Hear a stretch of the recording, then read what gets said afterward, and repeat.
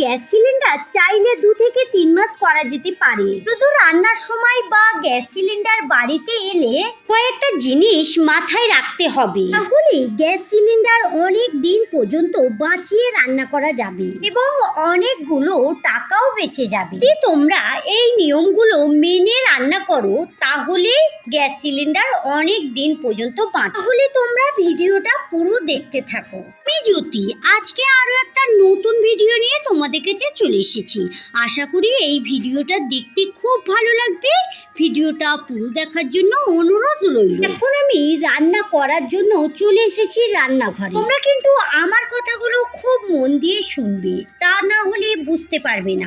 এখানে আমি ভাত রান্না করার জন্য চাল বার করে নিচ্ছি। আমি আমার প্রয়োজন মতো চালটা বার করে নিব। আমাদের অল্প লোক, তার জন্য অল্প চালই লাগে। এখানে যদি আমরা ভাতটা রান্না করার আগে চালটা ভালো করে ধুয়ে একটু ভিজু দিয়ে রেখে দিই, তাহলে আমাদের চালটা একটু ভিজে যাবে আর একটু ফুলেও যাবে। এক্ষেত্রে দেখা যাবে কি আমাদের ভাত রান্না করার সময় ভাতটা একটু তাড়াতাড়িও হয়ে যাবে। যাই হোক, এখানে আমি চালটা বার করে নিয়েছি আর চালটাকে খুব ভালো করে প্রথমে ধুয়ে নেব। তারপরে চালে একটু পানি দিয়ে কিছুক্ষণ রেখে দেব। আমার হাতে বেশি সময় নেই, আমি বেশিক্ষণ রাখতে পারবো না, তবে তোমাদের হাতে যদি বেশি সময় থাকে তোমরা একটু টাইম করে রাখতে পারো। চালটা একটু রাখা থাক আর ওদিকে আমি গ্যাসটা জ্বালিয়ে হাঁড়িটা বসিয়ে দিচ্ছি ভাতটা রান্না করার জন্য। ভাতটা রান্না করার সময়ও আমাদের কিছু নিয়ম মানতে হবে। প্রথমে আমি আমার পরিমাণ মতো পানি দিয়ে দিচ্ছি হাঁড়িটাতে। দেখা যায় কি যাদের অনেকটা ভাত করতে হয় তাদের কিন্তু অনেকক্ষণ ধরে গ্যাসটাও ফুরোয় আর গ্যাসটাও শেষ হয়ে যায়। আর যদি কম ভাতই হোক বা বেশি ভাতই হোক, তাহলে তোমরা এইভাবেই ভাতটা রান্না করবে। এখানে দেখো বন্ধুরা, ভাতের পানিটা হালকা গরম হয়ে যাওয়ার পর যে চালটা ভিজিয়ে রেখেছিলাম ওই চালটা কিন্তু ভাতে পানিটাই দিয়ে দিচ্ছি। চালটা দেওয়ার পর আমি একটা হাঁড়িতে করে আরও একটু ভালো পানি নিয়ে এই ভাতের হাঁড়ির মুখে রেখে আর উপরের হাঁড়িটায় চাপা দিয়ে দিচ্ছি। ফোটা পর্যন্ত অপেক্ষা করব।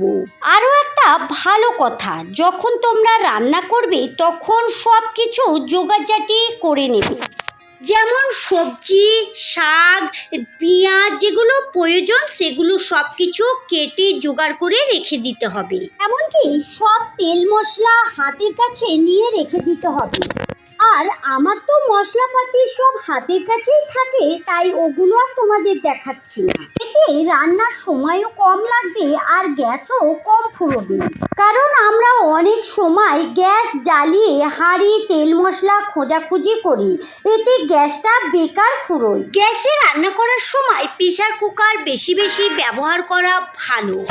এখন কিন্তু সাধারণত অনেকেই প্রেসার কুকারেই রান্না করে। বেশিরভাগ প্রেসার কুকারে রান্না করলে সব কিছু যেমন খুব ভালো করে সিদ্ধ হয়ে যায়, তেমন গ্যাসও বেঁচে যায় আর রান্নাও খুব তাড়াতাড়ি হয়ে যায়। মানে দেখো বন্ধুরা, আমি আজকে আম ডাল করব, তার জন্যই ডালটা খুব ভালো করে ধুয়ে নিয়েছি। আর এতে আমটা প্রথমে কেটে একটু পানিতে ভিজিয়ে রেখেছিলাম। একটুখানি আমটা পানিতে ভিজিয়ে না রাখলে ডালটা কিন্তু কালো হয়ে যাবে। আমটা দিয়ে দিয়েছি এবং একটু হলুদও দিয়ে দিলাম। আর এখানে দেখো ভাতের হাঁড়িতে যে হাঁড়িটা পানি রেখেছিলাম ওই থেকে নিয়ে একটু পানি নিয়ে আমি এই ডালে দিয়ে ঢাকনা দিয়ে প্রেসার কুকারটা সিটি দিতে দেব। তোমরা তাহলে বুঝতেই পারলে এই ভাতের হাঁড়ির মুখে যে হাঁড়িটা পানি রেখেছিলাম ওই পানিটা কিন্তু আমি রান্নার সময় ব্যবহার করব। রান্নার সময় গরম পানি দিয়ে রান্না করলে রান্নার স্বাদটাও বেড়ে যায় আর খুব তাড়াতাড়িও হয়ে যায়। আমাকে আর এক্সট্রা গরম করতে হলো না। এদিকে যে ভাতটা বসিয়েছিলাম ওই ভাতটা দেখো টকবক করে ফুটছে। এখনই কিন্তু এই ভাতটা হয়ে যায়নি। আর আমি এই গ্যাসটা এখন বন্ধ করে রেখে দেব আর ভাতটা চাপাও দিয়ে দেব। দেখো আমি এটা কিছুক্ষণ রুম টেম্পারেচারে রেখে দেব, তারপরে আবারও তোমাদের দেখাবো ভাতটার ব্যাপারে। এদিকে আমি প্রেসার কুকারটা অন্যদিকে চুলাতে বসিয়ে দিচ্ছি।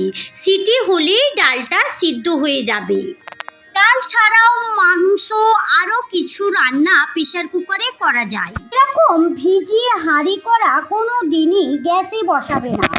কড়াটা শুকনো করে বসাবে বা একটু শুকনো কাপড় দিয়ে মুছে নেবে। এতে কিন্তু গ্যাসটাও কম ফুরবে আর কড়াও তাড়াতাড়ি গরম হয়ে যাবে। গ্যাসের পাশাপাশি তোমরা কিন্তু ইন্ডাকশনও ব্যবহার করতে পারো। ক্ষেত্রে কিন্তু গ্যাস সিলিন্ডার অনেকটাই বাঁচবে। যেমন তোমাদের যেগুলো হালকা রান্না আছে সেগুলো কিন্তু ইন্ডাকশনে করতে পারো। যেমন আলু ভাজা, মাছ ভাজা, বেগুন ভাজা, ম্যাগি, যে কোনো বাচ্চাদের স্কুলের টিফিন এবং সকালে বিকেলের চা, সকালের নাস্তা, এগুলো কিন্তু খুব অনায়াসেই ইন্ডাকশানে করা যেতে পারে। এতে আমাদের অনেকটাই গ্যাস বাঁচবে। এখানে দেখো বন্ধুরা, আজকে রান্নার জন্য আমি একটু কুমড়ো ভাজা করব। কুমড়ো ভাজাটা খেতে আমার অনেক ভালো লাগে, তার জন্যই আজকে অল্প একটু কুমড়ো ভাজা করে নিই। কুমড়ো তো সাধারণত মিষ্টি হয়, আর আমি কুমড়োতে সব রকম মশলা মাখিয়ে নিয়েছি। তারপরে ইন্ডাকশন ওভেনে ভাজাটা করে নেব। আর ওদিকে কিন্তু ভাত, ডাল, মাংস এগুলোই রান্না হচ্ছে। গ্যাসের পাশাপাশি আমরা কিন্তু ইন্ডাকশন ওভেনটা যদি রাখি তাহলে আমাদের রান্না কিন্তু অনেক সহজও হবে, আর এই গরমের মধ্যে তাড়াতাড়ি রান্নাও হয়ে যাবে, আর গ্যাসটাও আমাদের অনেকটাই বেঁচে যাবে। আচ্ছা, যখন আমরা রান্না করব তখন কিন্তু ঢাকনা দিয়েই রান্নাটা করব, তাহলে আমাদের রান্নাটা খুব তাড়াতাড়ি হয়ে যাবে। এখানে দেখো কুমড়ো ভাজাটা হয়ে গেছে, এবারে আমি একে একে সবগুলো তুলে নিচ্ছি। কুমড়ো ভাজাটা তুলে নিয়ে একই কড়াতে আমি একটু উচ্ছে আলু ভাজা করব। গরমেতে উচ্ছে ভাজা বা উচ্ছে যে কোনো তরকারি খেতে কিন্তু অনেক উপকার আর স্বাস্থ্যের পক্ষে অনেকটাই ভালো। ওই কড়াতেই আর একটু তেল দিয়ে উচ্ছেটা প্রথমে দিয়ে হালকা করে এদিক ওদিক নেড়ে চাপা দিয়ে দিয়েছি। তারপরে একটুখানি পরে খুলে নিলাম আর গাছেরই দুটো কাঁচা লঙ্কা দিয়ে দিলাম।